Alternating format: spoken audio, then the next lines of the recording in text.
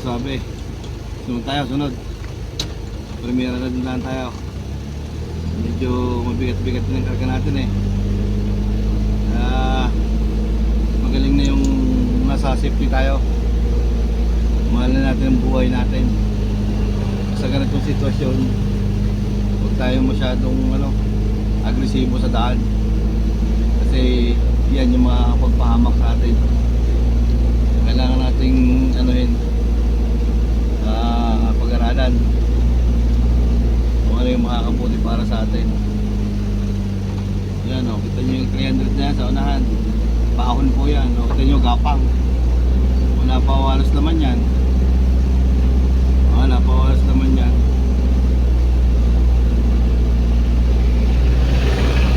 Nauna po yung naman yan.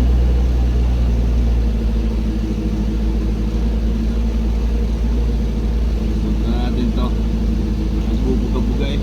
O, engine brake po yung gamit niya kasi mabigat na kanyang karga. Yan naman, para yung pusngat.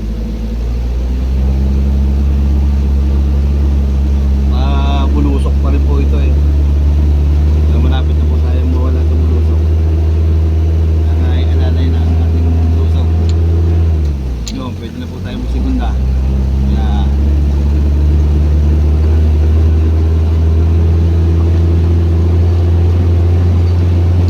Isa-isa na po tayo.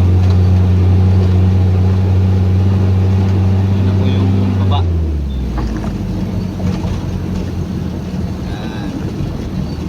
Yung may outpost. Sabi, yan na po yung outpost dito, checkpoint. Bago kayo umakyat, ito po yung checkpoint. Ating mga mga kapulisan. Babait ang mga kapulisan, ating bantay sa daan. Yan, dito. So yan, patag na po tayo, sabi.